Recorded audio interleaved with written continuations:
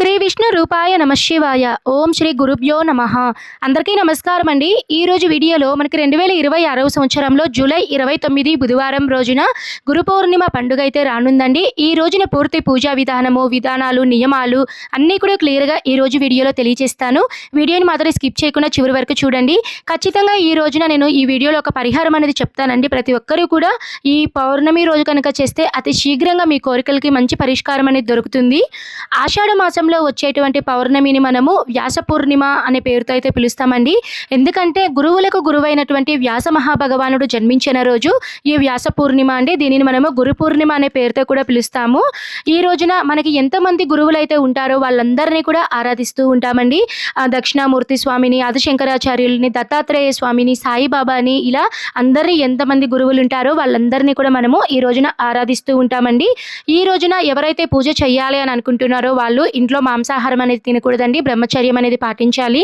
And ఈ రోజున ఎవరైతే పూజ చేయాలి అని అనుకుంటున్న వాళ్ళు ఉదయాన్నే తలస్నానం చేసుకొని ఇంటిని వాకిలిని శుభ్రం చేసుకొని మీ పూజా రూమ్లో కనుక ప్లేస్ కనుక ఉంటే అక్కడ మీరు మీకు ఇష్టమూర్తి గురువు ఎవరైతే ఉంటారో వాళ్ళ ఫోటో ఉంటే పెట్టుకోవచ్చండి.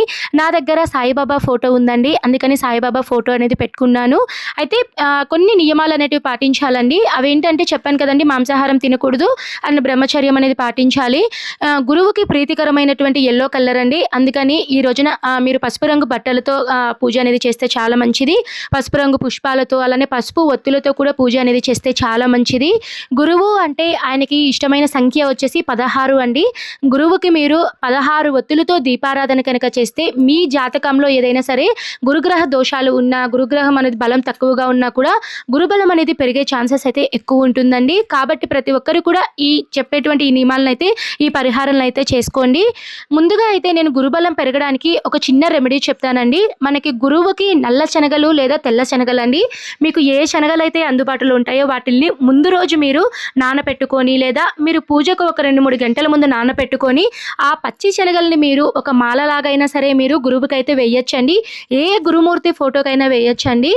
ఒకవేళ ఫోటో లేదు అనుకున్న వాళ్ళు మీ దగ్గర శివయ్య ఉన్న, విష్ణుమూర్తి ఉన్న వాళ్ళనే గురువుగా భావించి మీరు వాళ్ళకు పూజ అనేది చేసుకోవచ్చు. ఈ శనగల మాల మీరు మాలగా అయినా కట్టచ్చండి, లేదు అంటే 108 శనగలతో మీరు అష్టోత్తరాలు అనేటివి పఠించచ్చండి. ఖచ్చితంగా ఈ రెమెడీని అయితే ప్రతి ఒక్కరూ కూడా చేయండి. పూజ చేసే వాళ్ళు వీలున్నంత వరకు పసుపు రంగు బట్టలతో పూజ చేయండి. కుదిరితే పసుపు కానీ గంధం కానీ వాళ్ళు నుదుటిన పెట్టుకొని పూజ అనేది చేయండి. ఖచ్చితంగా గురుగ్రహ అనుగ్రహం అనేది పెరుగుతుంది, గురుబలం అనేది పెరుగుతుందండి. అలానే పూజ విషయానికి వస్తే మీరు పూజా పీఠంలో కానీ లేదా సపరేట్గా ఒక పీఠం అనేది ఏర్పాటు చేసుకొని మీరు పూజ అనేది చేసుకోవచ్చు. నా దగ్గర అయితే సాయిబాబా ఫోటో ఉందని ఆ పీఠం మీద చక్కగా నేను అష్టదళ పద్మ ముగ్గు వేసుకొని కొద్దిగా బియ్యము పసుపు కుంకుమ వేసుకొని గురుమూర్తి ఫోటో అనేది పెట్టుకొని చక్కగా దీపారాధన కుందులన్నీ కూడా ఏర్పాటు చేసుకున్నానండి.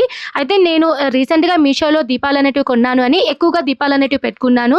ఖచ్చితంగా ఇన్ని దీపాలే పెట్టాలి, అన్ని దీపాలే పెట్టాలి అన్న నియమం అయితే అస్సలు లేదండి. సింపుల్గా మీ దగ్గర ఉన్న వాటితోనే తృప్తిగా మీరు నిండు భక్తితో పూజ చేసుకోండి.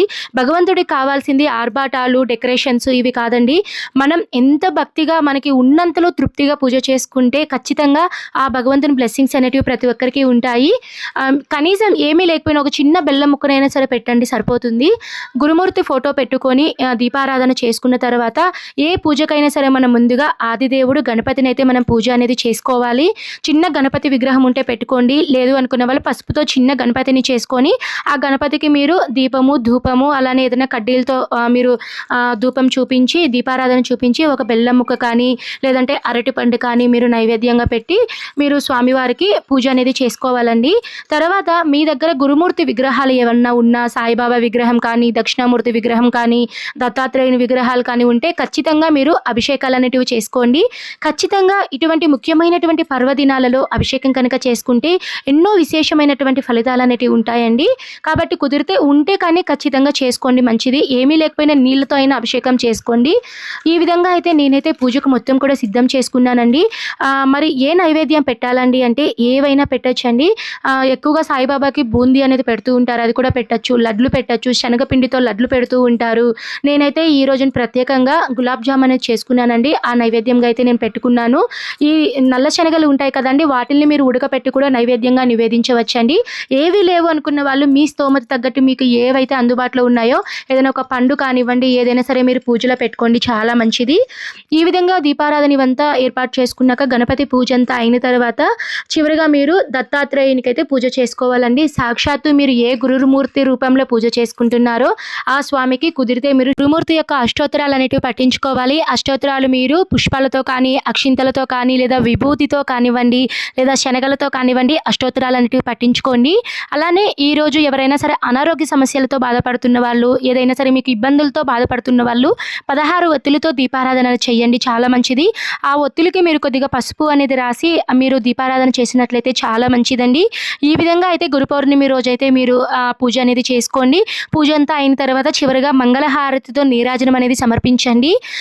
ఒకవేళ కుదిరితే మీకు దగ్గరలో ఏదైనా గురుక్షేత్రం కనుక ఉంటే ఖచ్చితంగా మీరు దుని చుట్టూ కానివ్వండి, లేదా ఆ టెంపుల్లో చుట్టూ కూడా మీరు ఒక 9 ప్రదక్షిణలు చేసి నమస్కారం చేసుకున్నట్లయితే చాలా మంచిదండి. చాలా సింపుల్గానే గురు పౌర్ణమి రోజున పూజ అనేది చేసుకోవచ్చండి. ఇదండి ఈరోజు వీడియోలో గురు పౌర్ణమి రోజున పూర్తి పూజా విధానం ఎలా చేసుకోవాలో చాలా సింపుల్ విధానాన్ని తెలియచేశానండి. నేను మరొక మంచి వీడియోతో మీ ముందైతే ఉంటాను. సర్వే జనః సుఖినో భవంతు. స్వస్తి.